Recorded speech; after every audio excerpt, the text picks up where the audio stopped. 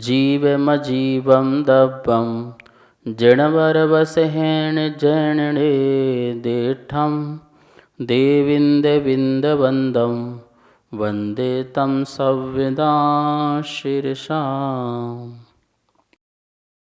द्रव्य संग्रह परम मांगलिक ग्रंथ है। आचार्य नेमिचंद भगवान द्वारा यह लिखा गया है। इसमें 58 गाथाएं हैं। भाषा प्राकृत है, शैली सुगम है और बहुत ही सुंदर है।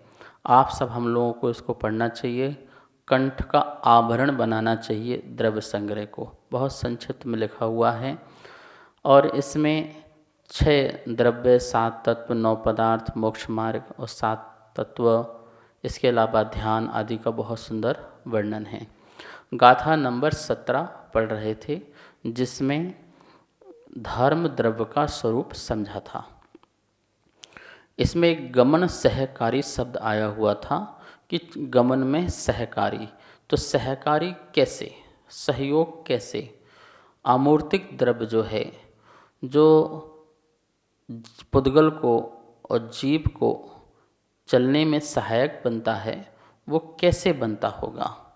तो आचार्यों ने यहाँ कहा कि वह प्रेरक सहकारी न बन करके उदासीन सहकारी बनता है। सहकारी का मतलब होता है निमित्त, ठीक है ना, निमित्त। अब आपको थोड़ा सा निमित्त की परिभाषा भी पता होना चाहिए। निमित्त किसे कहते हैं, देखो यहाँ लिखा है, कार्य की उत्पत्ति में सहायता करने के अर्थ को निमित्त कहते हैं। और ये 2 प्रकार का होता है, प्रेरक निमित्त और उदासीन निमित्त। जो भी कार्य होगा उस कार्य में निमित्त जरूर होगा। ऐसा हो ही नहीं सकता है कि कार्य हो और निमित्त ना हो। तो कार्य की उत्पत्ति में सहायक होना, देखिए जैसे आपको क्रोध आया, तो क्रोध आने में कोई न कोई निमित्त जरूर होगा, चेतन द्रव्य या अचेतन द्रव्य। उसके बिना आपको क्रोध स्वमेव नहीं आ सकता है। तो कर्म का उदय भी जो है वो भी निमित्त है। बहिरंग जो 9 कर्मादि हैं वो भी निमित्त है। तो ये सब निमित्त मिलते हैं, तब जाकर के हमारी आत्मा भी विकार रूप हुआ करती है। तो हर द्रव्य की जो कुछ भी उत्पत्ति होनी है, उन उत्पत्तियों में क्या होता है, निमित्त जरूर होता है। तो कार्य की उत्पत्ति में निमित्त होता है, तो निमित्त वो 2 प्रकार के होते हैं। वो 2 प्रकार के होते हैं। एक उदासीन निमित्त होता है कि हाँ हम उपस्थित हैं और आपका कार्य हो जाना चाहिए, आपकी योग्यता से आपका कार्य हो जाना चाहिए। कार्य तो अपनी योग्यता से ही होगा, ये भी ध्यान रखना, अपने ही उपादान शक्ति से होगा।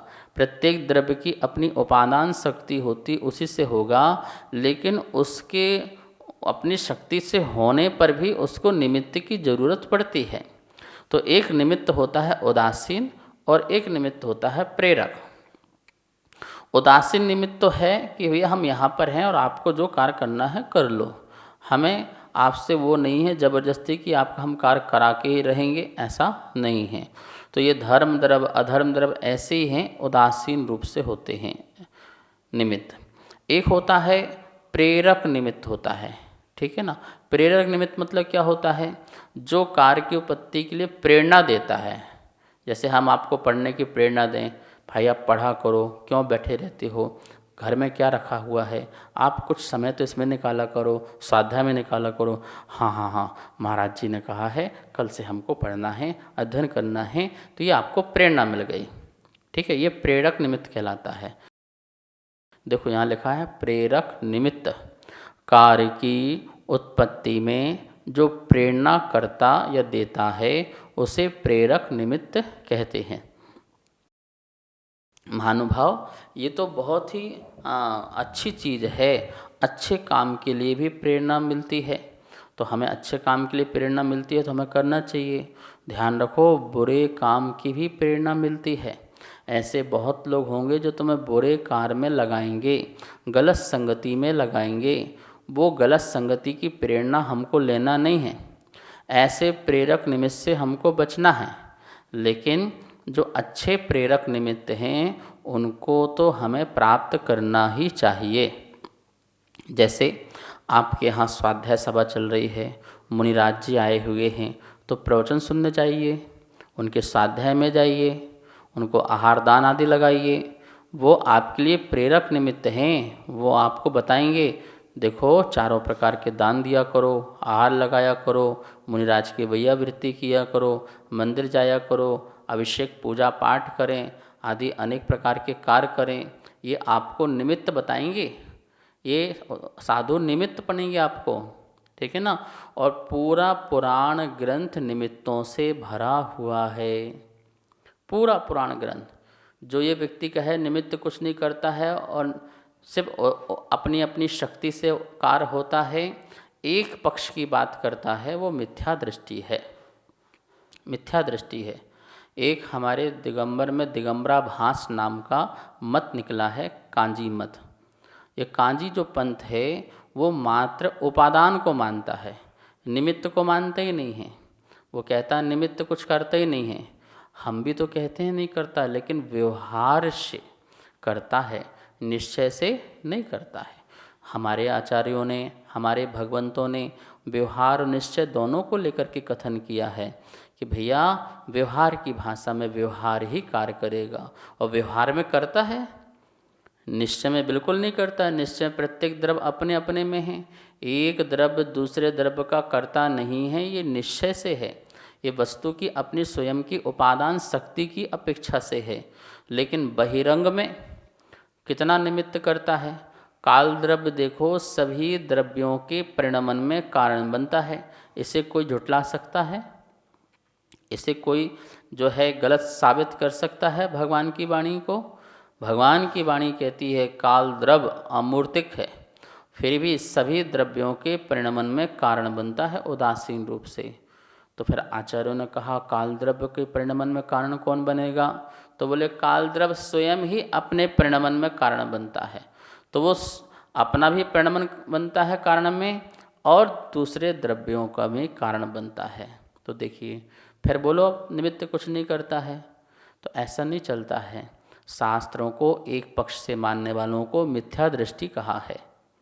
ये सब दिगंबरा भास हैं, जैनाभास लोग हैं, मिथ्या दृष्टि लोग हैं। जैन दिखते हैं, जैन होते नहीं हैं। जैन अंतरंग से होते हैं, सिद्धांतों को मानने से होते हैं, सम्यक दृष्टि होने से होते हैं। लेकिन एक पक्ष की बात मानेंगे तो वो मिथ्या दृष्टि ही माने जाएंगे। सब लोग व्यवहार का निषेध कर रहे हैं, पूजा पाठ पुण्य का कार्य है, ऐसा मत करो, और ये छोड़ दो, मंदिर जाना छोड़ दो, सिर्फ स्वाध्याय करो। तो स्वाध्याय भी तो पुण्य का कारण है ना, वो भी है, उसको भी छोड़ो। स्वाध्याय पुण्य का कारण है तो हे का कारण भी है ना, तो हे छोड़ो उसे। क्यों स्वाध्याय पढ़ते हो, क्यों पढ़ाते हो, क्यों शिविर लगाते हो, क्यों ज़बरदस्ती हमारे जो दिगंबर कट्टर जैन हैं उन बच्चों को तुम दिगंबरा भास मिथ्या दृष्टि बनाते हो? ऐसे कार्य फिर नहीं करना चाहिए ना, तो ये गलत चीज़ है। तो हमें दोनों मानना चाहिए। निमित्त अपनी दृष्टि से सही है, व्यवहार निमित्त, ठीक है, और जो निश्चय उपादान है वो अपनी दृष्टि से सही है। दोनों को ही लेके चलेंगे तो हम तत्व को अच्छी तरह से समझ पाते हैं। तो कार्य की उत्पत्ति में जो प्रेरणा देता है, माँ प्रेरणा ही तो कर रही है बच्चे को संस्कार देना, बच्चे को ज्ञान देना, बच्चे को स्कूल पहुंचाना, बच्चे को अच्छी शिक्षा देना, अच्छा इंसान बनाना, लायक बनाना, ये माँ की प्रेरणा से तो बच्चा बना है। गुरु की, विद्यार्थी के प्रेरणा से तो ऐसा बच्चा बना है। तो ये कौन सा हुआ? ये प्रेरणा देने वाला निमित्त है, ऐसा प्रेरक निमित्त है। भगवान की वाणी क्या है? दिव्य ध्वनि क्या है? समोशरण क्या है? समोशरण में व्यक्ति क्यों जाएगा? अरे हम तो अपनी शक्ति से परमात्मा बन जाएंगे, भगवान आत्मा बन जाएंगे, हमें भगवान से क्या मतलब? क्या भगवान हमारा भला करेगा, बुरा करेगा? क्या भगवान हमारे लिए केवल कल्याण कारण करेगा? भगवान हमारा कुछ नहीं करता है। ऐसा बोल करके हमने भगवान के प्रति श्रद्धा खत्म करी, हमने जैन धर्म के प्रति श्रद्धा खत्म करी। ये जो गलत बात है, ऐसे लोगों को बिल्कुल भी स्वीकार नहीं करना है। ये लोग जो हैं हमें पथ भ्रष्ट कर देंगे, चारित्र से भ्रष्ट कर देंगे। और हमारे मोक्ष मार्ग से भी भ्रष्ट कर देंगे। ऐसे लोगों की संगति और ऐसे लोगों को जैन धर्म में स्वीकार ही नहीं करना चाहिए। इनके स्थानों को, सच्चे कट्टर जैनों को अपने स्थान में लेना चाहिए। यदि ऐसा करोगे तो आप जैन कहलाओगे, वरना ये आप हमारे नाम से कोई यहाँ पर जहर मत डालो, जहर मत फैलाओ, ऐसा ध्यान रखना है।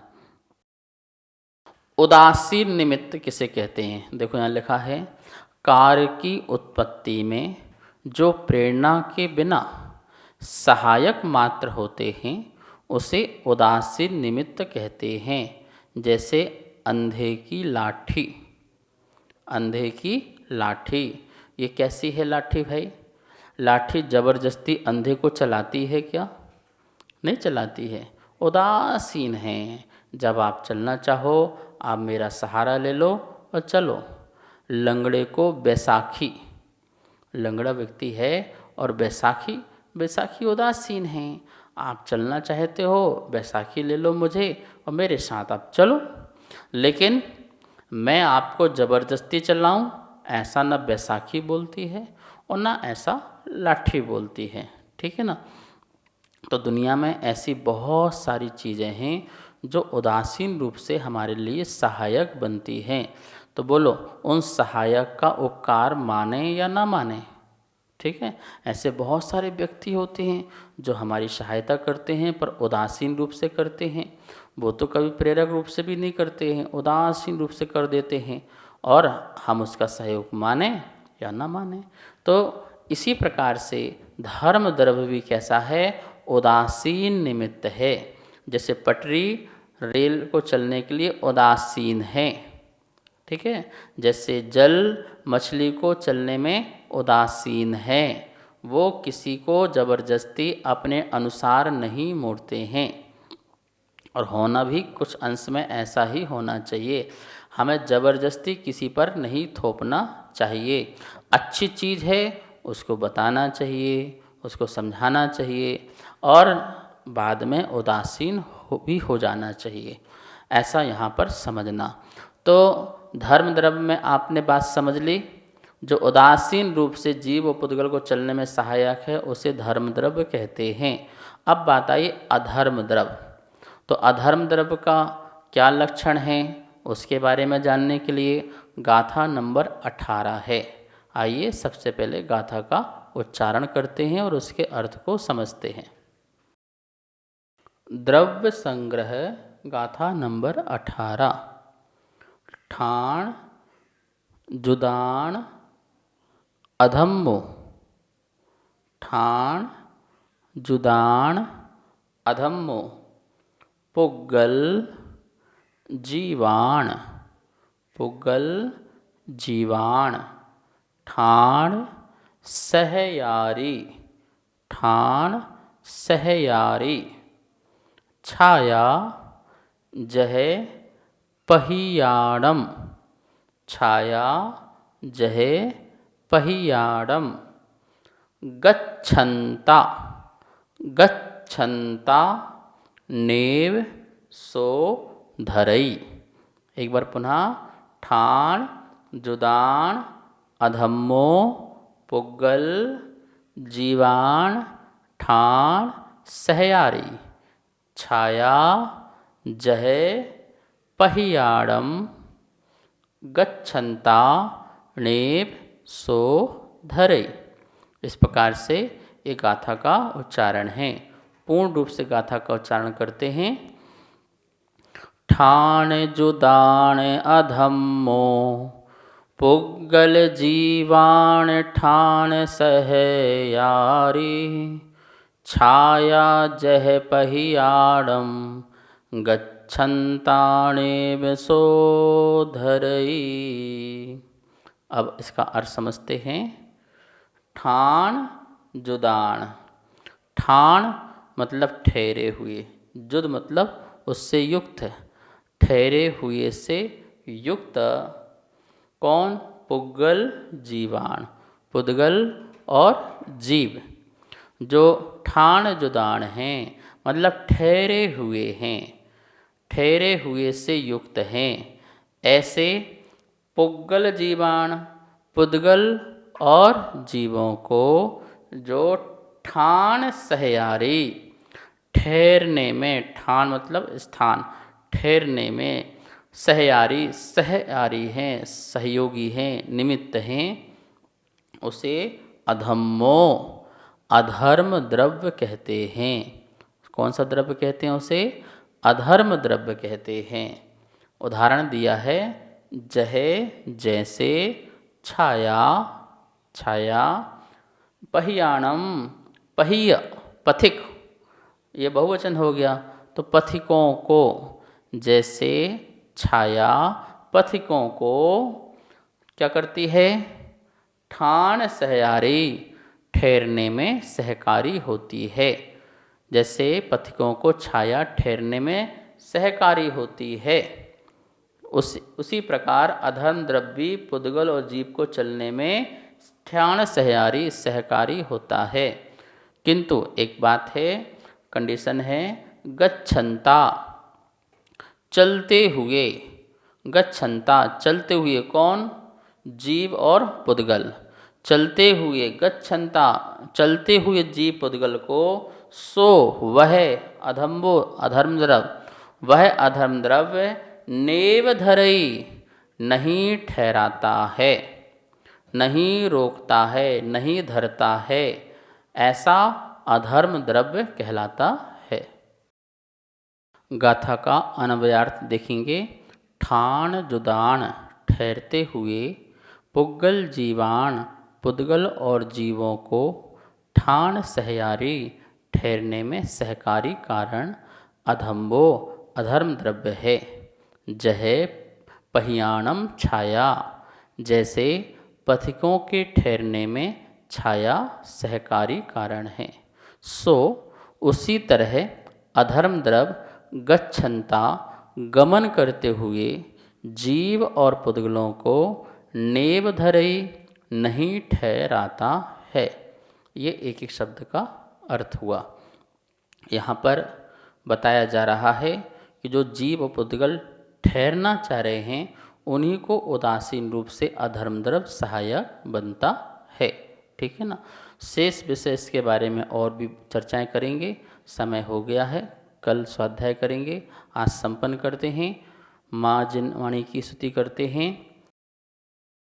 वाणी के ज्ञान ते सूझे लोकालोक, सो वाणी मस्तक नमो, सदा देत हूँ धोख,